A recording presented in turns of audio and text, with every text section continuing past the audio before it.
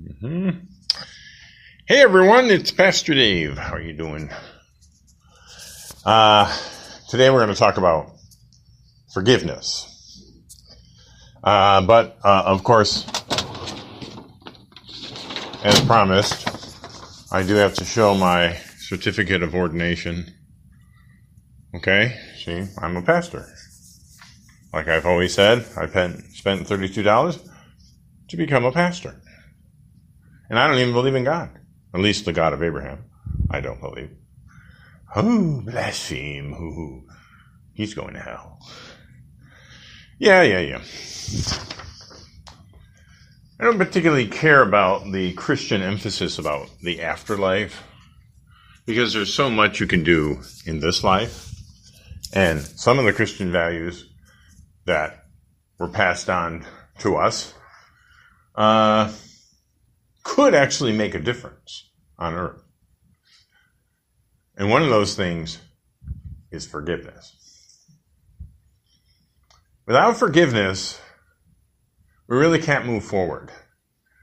And in the case of Jesus, the idea of forgiving even your enemies, this is extreme forgiveness. This is a kind of intense forgiveness. I know Buddha talks about it, and even Muhammad to some extent. But Jesus definitely made it a centerpiece of his beliefs, his philosophy. And along with that comes the idea of non-judgment.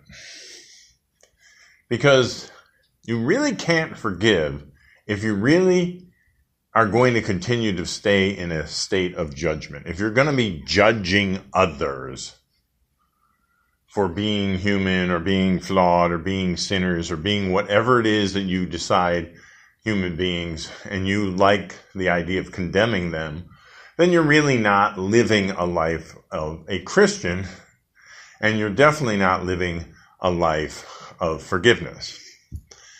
Now, I understand that Jesus really made it easy. His lesson on judgment was pretty clear.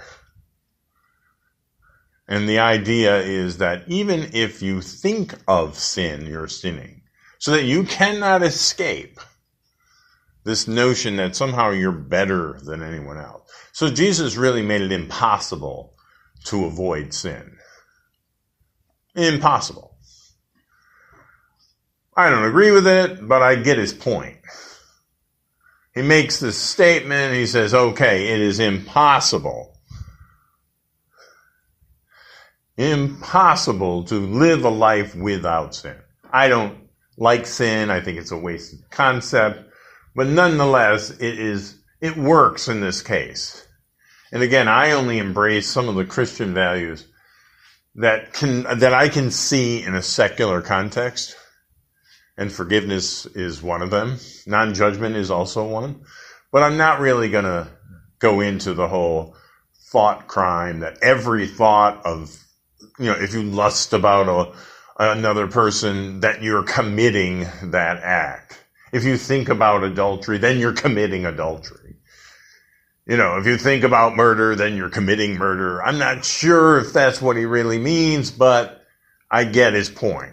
The point was that you cannot go through life without sin. And of course, he makes I'm not sure Jesus actually made the leap, but those that have wrote about him, that the stuff that was written about him, and they of course they've added all of these qualities, the resurrection, Jesus is God, all of these qualities that make it impossible to accept Christianity as a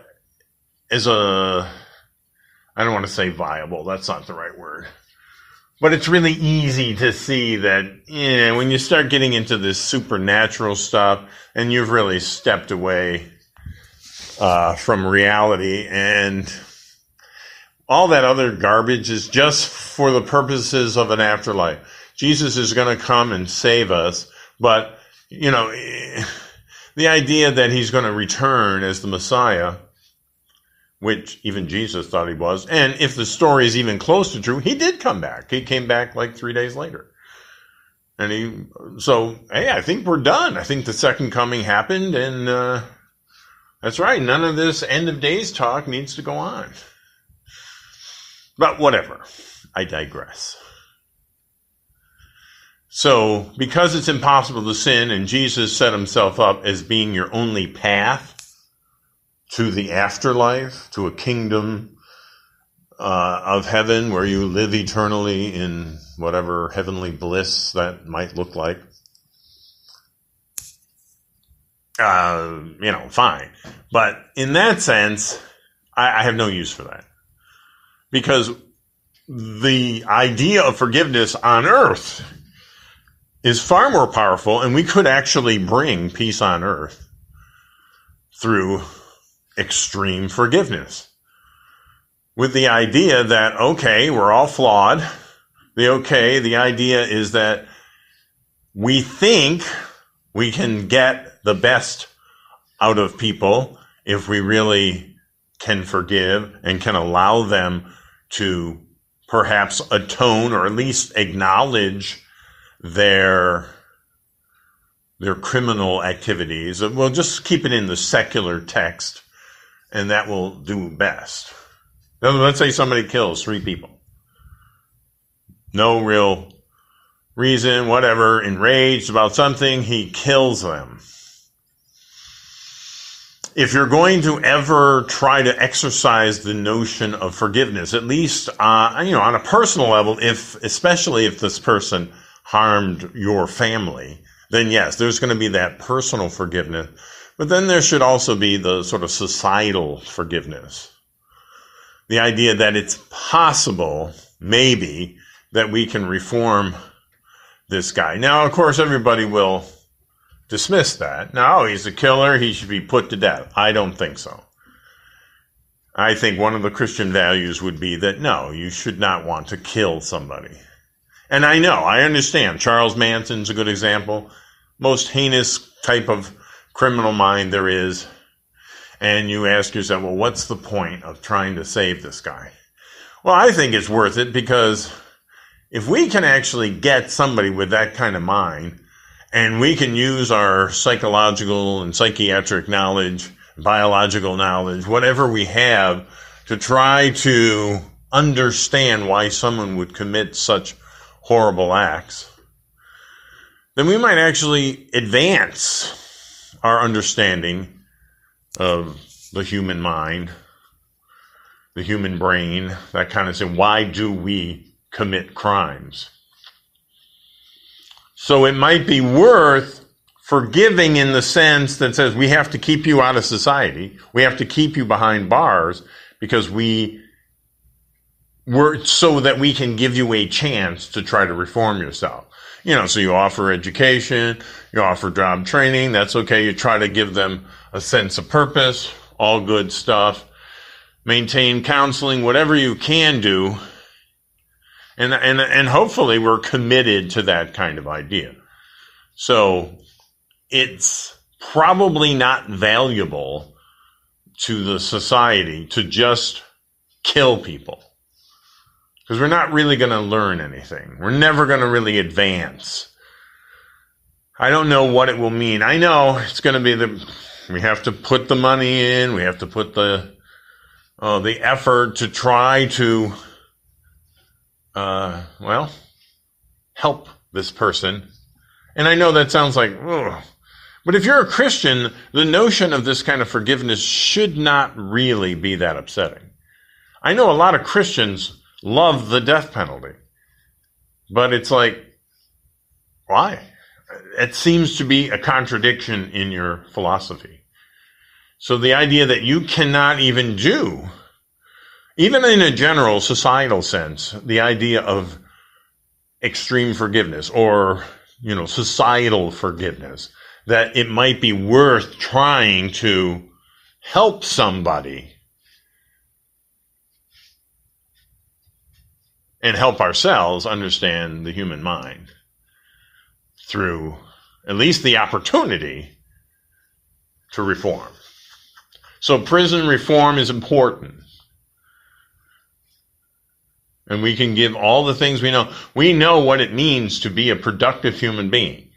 We do. And we do know how important it is for you to feel good about yourself.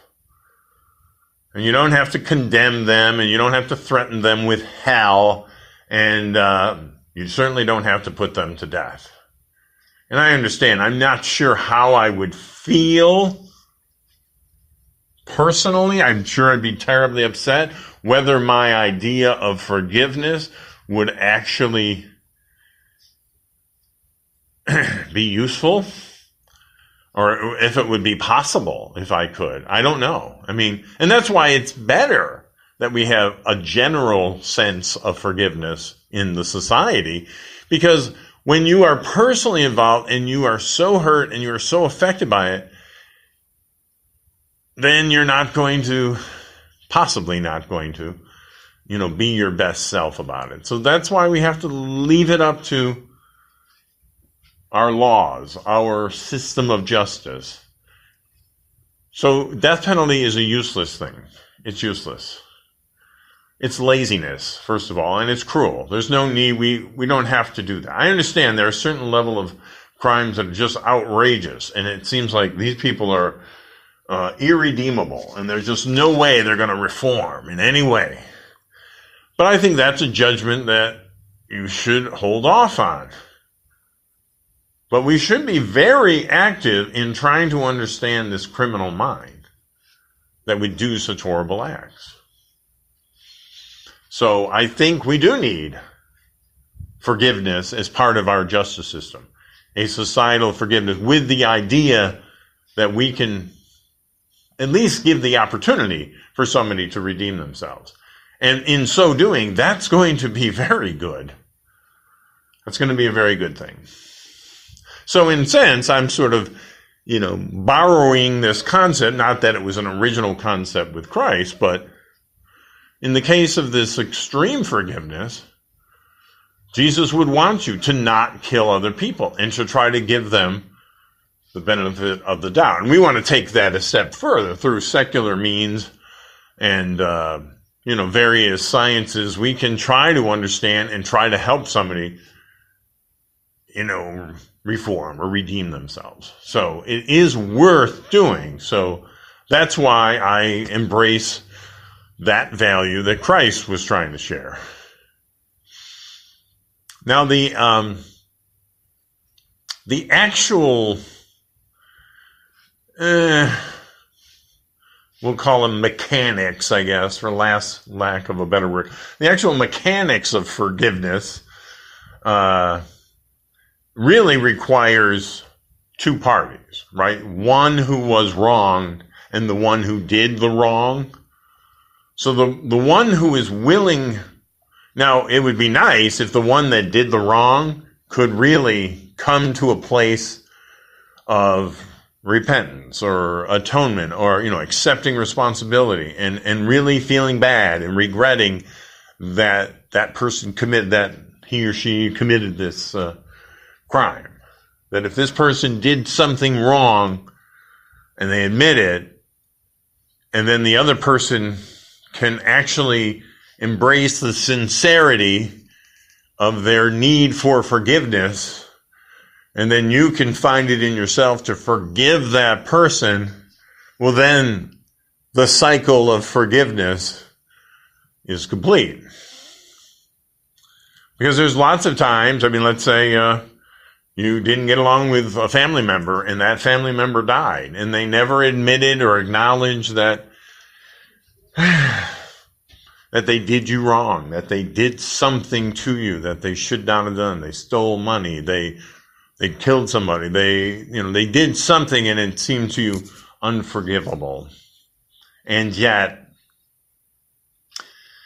you can still forgive, but without their coming to terms with what they did wrong and really regretting and wanting your forgiveness, well, then you're left with just half of the cycle of forgiveness. So you pour out your forgiveness. And I guess the best you can do is just come to acceptance. that maybe, given enough time, had this person been in a position to forgive or to want forgiveness, that you would have completed that cycle. So you end up just being in a state of acceptance.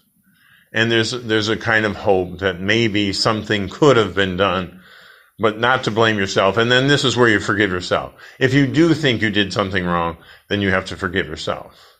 You have to want the forgiveness, and then you have to then be granting yourself the forgiveness. And that's how you can complete the cycle. Otherwise, if it is really directed at somebody else, the best you can do is just have acceptance. I mean, like you can think about Hitler. Yeah, evil man, horrible, horrible acts. Nothing personally happened to you. Maybe he did. Maybe you had relatives who were in the Holocaust and they were gassed. Maybe you do have some horrible, horrible connection to Nazism and Hitler's insistence on killing every Jew. I mean, that's just, maybe you do have that. So then you got to say, well, all right, had we captured Adolf Hitler, had we jailed him, maybe we could have, maybe not. I understand. We really don't know enough about the criminal mind, and we don't know really how to help. We could sedate the guy and we can do all this, but maybe had he come to some kind of, regret, sense of regret, if he really did want to atone for his evil, that we could have done that. Well, we can't do that. He killed himself. It's the end of the story. Because he didn't want to get caught, and he knows why. I'm sure he knows what people would have done. Because, I don't know. When they are, when somebody tries to kill you, you do try to defend yourself and may end up killing somebody. So it's not like you are not capable of doing these kind of horrible acts. But hopefully, there is a distinction, at least I can make the distinction. I think most secular humanists can make the distinction that, in that case, if it's clearly, him or you or whatever, that person against you, that maybe you do just accept murder. And if you can't accept it, let's say you did kill somebody, and it just makes you feel horrible, which, I'd understand that. You don't really want to kill somebody, and you might want to justify it intellectually, but emotionally, maybe you can't come to terms with it. And this is where the forgiveness comes in. And just say, okay, this happened. I acknowledge that it happened. I don't know why it happened, but I acknowledge it. I regret that it happened. And then you can forgive yourself and accept the forgiveness within yourself so that you complete the cycle. So forgiving yourself is definitely the same kind of mechanism as it would be to forgive somebody else. It takes two parties. In this case, you as the forgiver and you as the one who needs to be forgiven. So even though you're just one being, you have two aspects of yourself. No matter what you do, if you regret doing something and you're the only one that can forgive yourself for doing that, and if it does involve another person, well, then that's another layer of forgiveness. Now that's more of an external forgiveness. So there's like the internal forgiveness that you give yourself, and then there's the external forgiveness that you at least are ready to give to others. And if that person cannot accept your forgiveness because, well, one, they don't think they did anything wrong or whatever, or they die, then, but you should still try to at least make forgiveness available, even if the person's no longer there. And then that just becomes a state of acceptance. So you have to accept. Okay. And so that you can let go of those bad feelings, whatever it is. So then we have the idea of general forgiveness, societal forgiveness, with the idea that we want to give people the opportunity to accept forgiveness. And that's why we need some kind of justice reform that could potentially lead to that kind of, and it really can be the basis of prison reform. That we don't just jail people and forget about them. It says, okay, good, they're out of the way. I don't want them ever to come out. No, you want to try to engage and come to an understanding, and the person becomes important because then they become part of the process of understanding why somebody does what they do. I mean, I think we know, but, these are just guesses. Oh yeah, jealousy and rage and fear and hatred. Those are just labels giving you some sort of ability to talk about it, but really coming to an understanding and really trying to understand the process of moving from acknowledgement to a desire for forgiveness and to feel better about themselves, and hopefully they can help others do whatever they can to be a very functional member of society, to be a blessing, to be helpful. So if their own recovery can help enlighten and help others recover from their criminal activity, and coming to terms with that and really embracing the need to be forgiven, then we have a pretty good system. It won't work 100% of the time, for sure. But we should have that motivation to do that. So a Christian who embraces the idea of forgiveness should not want the death penalty. And they should want prison reform that allows a person to come to a place of needing to be forgiven. Because that will be helpful to all of us. If somebody is ready to embrace forgiveness, and we can be there as a society, and if there's a personal interaction, then personally to forgive this person, that's all beautiful. That's all going to be a wonderful thing. Okay, I kind of got too serious today, but anyway, that's my lesson on forgiveness, both general and specific, both internal and external ideas of forgiveness. If you want to chat, have any comments, please write below. I thank you for your time. Okay, take care.